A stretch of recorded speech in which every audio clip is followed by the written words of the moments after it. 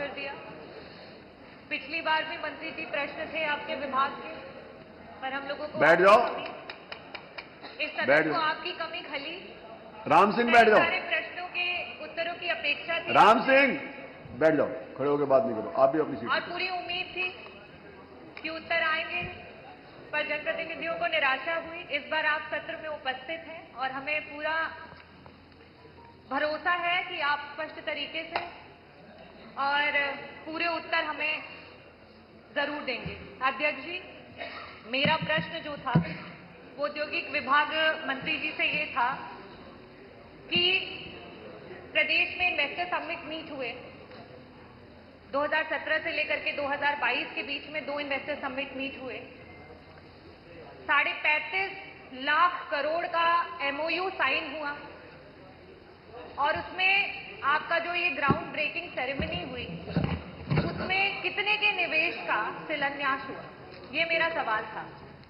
अध्यक्ष जी, जो उत्तर आया है, औद्योगिक विभाग जो है उसने पूरे उत्तर प्रदेश में जनता के बीच में बहुत सारे वादे किए, बहुत सारी नौकरी देने का वादा किया, डेवलपमेंट का वादा किया, कहीं बायोमेडिकल डिवाइस के पार्क बनाने का वादा किया, तो कहीं पे इलेक्ट्रॉनिक पार्क बनाने का वादा किया और यहां तक कि कॉरिडोर्स का भी वादा किया। और साथ ही साथ जितने एक्सप्रेसवे हैं उन एक्सप्रेसवेज पे कहीं मंडी तो कहीं इंडस्ट्रियल डेवलपमेंट का वादा किया। और आज जब उन वादों पे खरे उतरने की बात होती है, जवाबों की अपेक्षा रहती है, तो कहीं ना कहीं मंत्री जी से जो अपेक्षा है कि वो हमें उत्तर दे, वो नहीं मिल पाता है।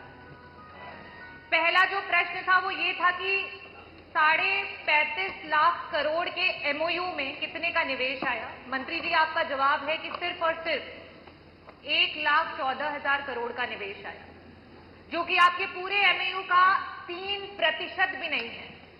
ऐसी अवस्था में जब आप 3% जितना आपने वादा किया उसका 3% काम भी नहीं कर पा रहे हैं, तो आप कृपया ये बताने का कष्ट करें कि इसको 100% करने में आपको टोटल कितना समय लग जाएगा। ये मेरा पहला सवाल है। मंत्री जी, दूसरा सवाल ये है कि सरकार कहीं ना कहीं इंडस्ट्रियल डिपार्टमेंट में मेहरबान रही कि सरकार ने जितनी भी उसकी अनुपयोगी जमीन थी, भूमि थी, उसे उपयोगी बनाने के लिए इंडस्ट्री विभाग को दे दी।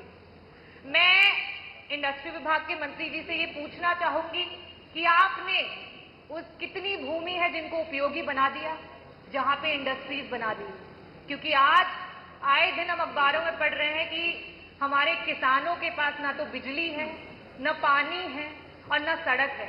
ऐसी स्थिति में आप इन इंडस्ट्रीज को, जिनको आपने भूमि तो दे दी, ना आप उन्हें बिजली दे पा रहे, ना पानी दे पा रहे, ना सड़क दे पा रहे। समाजवादियों के समय जो सैमसंग की कंपनी उत्तर प्रदेश में आई थी निवेश करने के लिए, आज आपकी सरकार में वो यहां से छोड़ करके कर्नाटका और दूसरे देशों में चली गई है। मैं आपसे जवाब चाहती हूं कि आज जो कंपनियां निवेश करने आ रही हैं वो उत्तर प्रदेश को छोड़ करके क्यों भाग रही हैं। मैं आपसे ये जवाब नहीं चाहती हूं कि आपने किन नई नई कंपनियों को यहां पे लाए। मुझे सिर्फ ये उत्तर दे दीजिए कि आपके शासनकाल में जब से ये इन्वेस्टर समिट मीट हुआ है, कितनी कंपनियां हैं जो बंद हो गई और कितनी कंपनियां हैं जो उत्तर प्रदेश में पहले निवेश करना चाहती थी और आज छोड़ करके चली गई हैं। और अध्यक्ष जी, मैं सिर्फ ये पूछना चाहती हूं कि उत्तर प्रदेश, हमारे मुख्यमंत्री जी दावा करते हैं 1 ट्रिलियन इकोनॉमी का, और आपका विभाग उसमें अगर पूर्णतः सहयोग करेगा तभी ये पॉसिबल है।